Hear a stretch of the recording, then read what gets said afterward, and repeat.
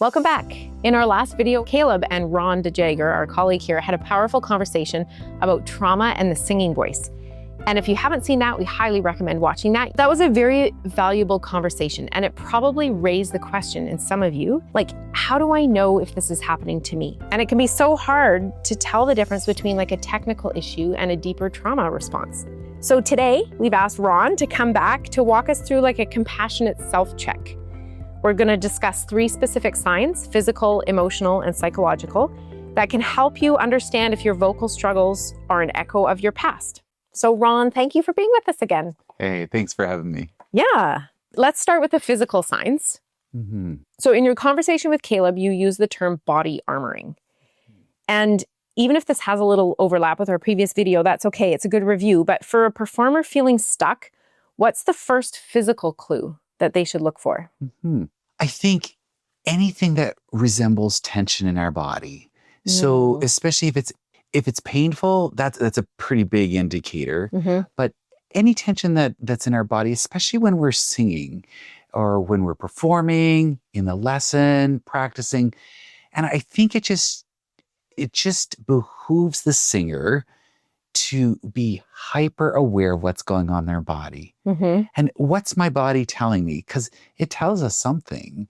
So if there's tension going on, it's usually indicative of something else. So if I don't like the sound that I'm making, or if my teacher's asking me to do something, or if I feel I can't do something that's being asked of me vocally, then just checking in with the body and saying, hey, am I locking my knees when I sing? Am I feeling an incredible amount of tension like through here? Do I feel pain? Do I feel tightness anywhere? And sometimes just singing a line and closing one's eyes and thinking, what do I feel? What's my body saying? Without putting on the burden to myself of like, am I doing my technique all right? Am I getting the right diction? All those things. What's the body actually saying to me? And not what I'm actually putting on from my brain to say, oh, well, I should feel it here, here, here. No, what's the body just saying if I actually listen? So I think just stopping and listening, and probably a really great way to do that is through breathing. Breathing and just listening to what the breath is doing. Is there anything that's inhibiting the breath from coming out in a free stream? Because that's usually, again, a sign that, hey, something's happening here. Can I breathe just naturally for a regular breath amount of time? Do I hear hiccups in the breath?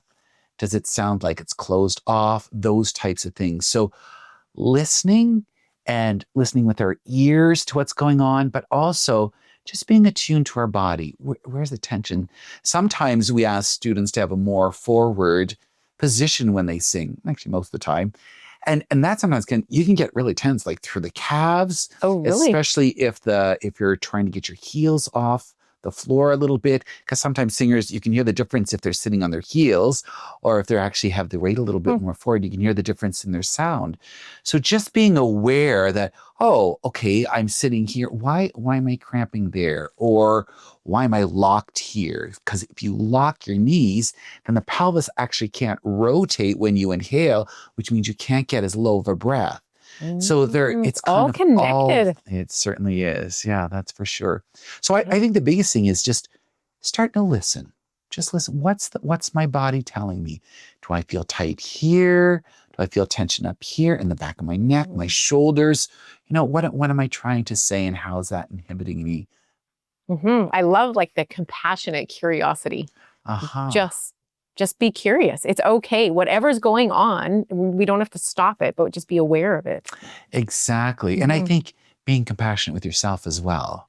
Because there's so many times, and this comes into the mental side of it, is because we have to perform at such a high level and be ready to go, we're always looking for what we did wrong. Because if we can fix that, then I will get to this level that I need to be.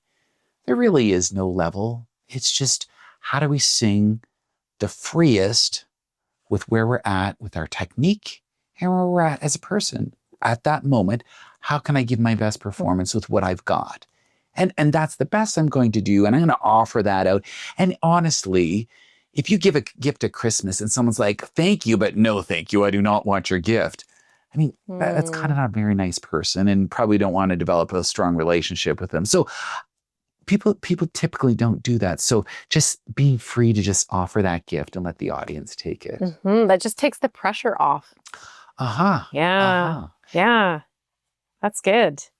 So what about the emotional side then? Like many performers have stage fright, and you kind of have alluded to this a little bit, like with the pressure and the tension we put on ourselves. But how can someone tell the difference between normal nerves and a trauma response?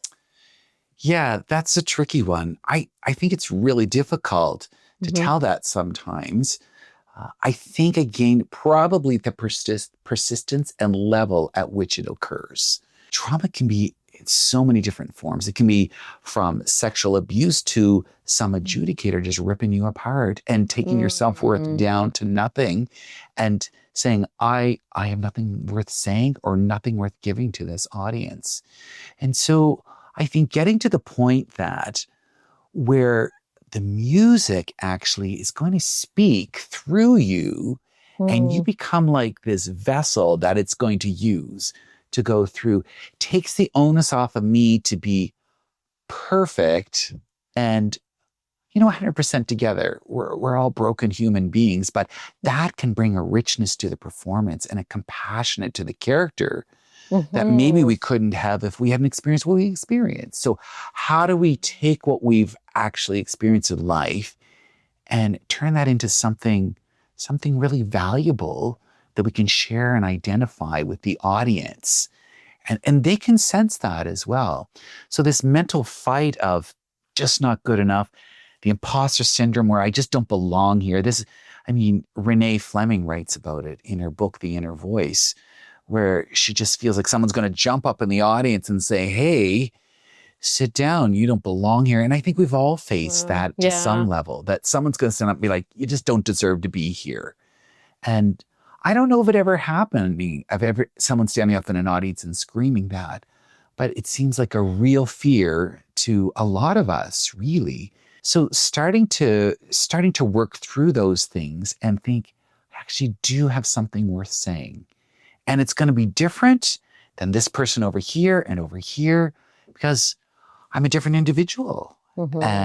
And voice is so unique. There's no two voices that are alike, right? And so just reveling in the uniqueness of your own identity and what you have to offer can be one of those small steps towards freeing ourselves mentally and that audience not being the enemy. They're actually, most people in the audience are there hoping that you're going to do a great job. If they've paid a ticket to hear you sing, they want their money's worth. And they're like, wow, I really hope. They're not going in with like, let's see them fail, Yeah. And so, and if anybody does come like that, they don't have to come back, really, if they don't enjoy my singing. And the truth is that some people are like, Ron has the most beautiful voice. I love listening to him sing. Other people are like, I could care less if I ever heard him sing again. Don't really like listening to him. That's just life. And I'll sing for the ones who come, and the ones who don't like it, they don't have to come. But I'm going to keep offering that. Yeah. So the kind of going back here to your first part of the answer, like the difference between like a trauma response and normal nerves might be the depth of what you're experiencing and how long it extends. I can't remember exact words you used, but like if it's persistent, I think is the word you used. Persistent, yeah, it's a good word. And I think another aspect is if it's overwhelming.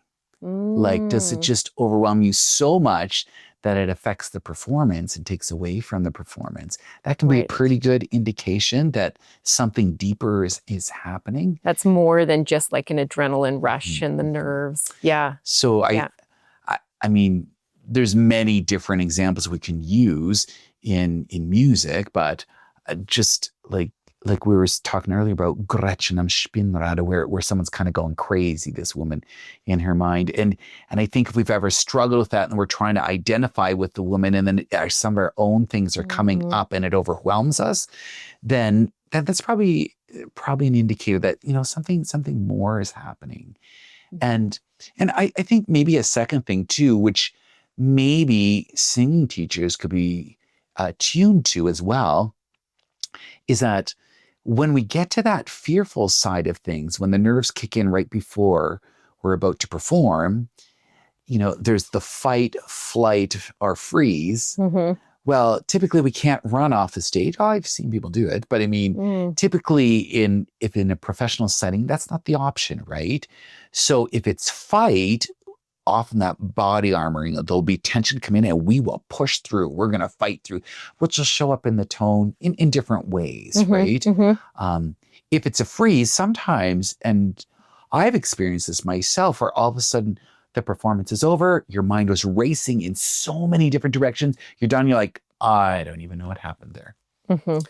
So just being able to take those moments to just be calm in the moment, to start to doing your breathing before, things like thinking slow thoughts before you go onto the stage, and starting to actually picture the audience as a friend, as inviting, rather than they're the enemy. And I've encouraged students to actually walk through the seats of the auditorium, imagining that people are already sitting there before the concert starts and the hall's empty, walking through there and just be like, okay, this is, so that you're not up here and they're there. There's a divide between you. No, we're all in this together. And we've got this amazing journey we're going to do of music together.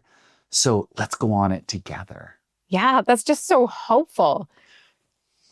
That's a great word. Right. And even I'm just picturing, like, rather than them being the enemy, I can use what I've been through and healed through as a way to connect with my audience. Absolutely. On a deeper level. Absolutely. Like, there's just so much hope there. Because we're kind of the sum of all the experiences we've had up to this point in our life. Yeah. To ignore some of those is like to ignore part of us, right? Yeah. And so if I'm going to give a generous offering, I'll hold back this. It doesn't seem that generous. And the audience, they want you to give everything, especially nowadays. They want you to sing beautifully, act with amazing fervor and passion, look beautiful, like just wow us, right? And so to perform at that level requires a lot of us. So really, I think when the audience connects the most is when they see the genuineness of the performer. Like, I'll let you see into me. Right. And it doesn't mean that so vulnerable. This is exactly it. It's just vulnerable. So it makes sense then that if there's trauma in there and we want to hide that or suppress that. Yeah. It's all making sense. It's all like coming together. Yeah. Well, talk about the final sign then, the psychological one. So you've talked about it a little bit with the emotional side, but the inner critic that every performer has. Yeah. Whose voice is also influenced by trauma. So in that moment, like what's happening in our minds? I mean, there's so many levels to that, right? I mean, and it can depend on the individual, but often, especially if it was sexual abuse that happened during childhood, the voice is often silenced by, you can't tell anybody. You tell anybody, I'll do this to you. I'll do this to your parents. This will happen and you'll be responsible for it all. And at that point in a child's life, they don't have the tools to deal with the facts that maybe this person isn't telling me the truth. So there's not only the trauma, but there's the actual event, but just all the aftermath that comes with that. Yeah. So that means you better keep your voice quiet. And so from the trauma happens, then it's the silencing of the voice. And then after that, it's like, okay, well, I really can't speak because what I'm going to say might cause something harmful to happen. So whatever I have to say has to stay with me and with whoever it happened with, but that can't come out. So I have to hold it inside. So imagine being asked to perform at a level where it's like, give us generously. And it's like, no, because it will actually harm. Right. That's not safe. Definitely not safe. So again, like we were talking about earlier, then the stage becomes an unsafe place. And so working through that to say, no, your voice should be heard. And we want to hear what you have to say. And what you have to say is incredibly valuable to you and to us. So I want to hear what you have to say. Yes. So getting to that point, it's quite a switch, especially if it's ingrained for many years where none of this ever came out. So that inner critic is still telling them those messages as they're on the stage. No, you have to keep quiet. No, you don't have anything worth saying. Like all these messages are going through. Yes. Of course, things are going to be suppressed. Yes. Yeah. And particularly, I mean, it could even be something like a child was young and sang all around the house. And they were like, would you be quiet? Be quiet, be quiet all the time. Or maybe the child was a quick thinker on their feet. They thought fast. And it's like, you have a big mouth, keep it shut. You know, those things reinforced over years are kind of like, okay, I've got to keep quieter, try to guard what I have to say, and temper that with the fact that we really want to raise children to be aware of what they're saying. So they say things that are kind and considerate, for sure. But yet to be constantly told to be quiet or what you have to say is not valuable, that just gets ingrained in your head. So then the audience becomes whoever it was that told you when you were young. And they're telling you, be quiet. Oh, they're giving the same message. Okay. So it doesn't have to be like an abusive situation, but just like the messaging you received and have internalized. Exactly. Yeah, that's so great. Finding freedom through the music to be able to say what you have to say and to realize that that can be accepted and actually be really incredibly meaningful to someone sitting in that audience. Yes. Just becomes a whole switch around of the thinking to think that actually what I have to say might be really valuable and really healing to someone else. Because not just the words and the performance, but the music going through that can be incredibly healing. Oh, that's beautiful. That provides so much clarity. I think an important takeaway here is that if someone has seen themselves in these symptoms, like it doesn't mean they're a failure. No. Like there's hope. That's one thing I loved. It was like how much hope there was in these messages. Exactly. And they're not necessarily technical flaws to be fixed with more scales, but signs that a different kind of healing is necessary. Yes. Yes. Yeah. So healing is possible. And if you want to understand the why behind these signs more deeply, we strongly encourage you to watch our full interview with Ron. Again, the link is in the description.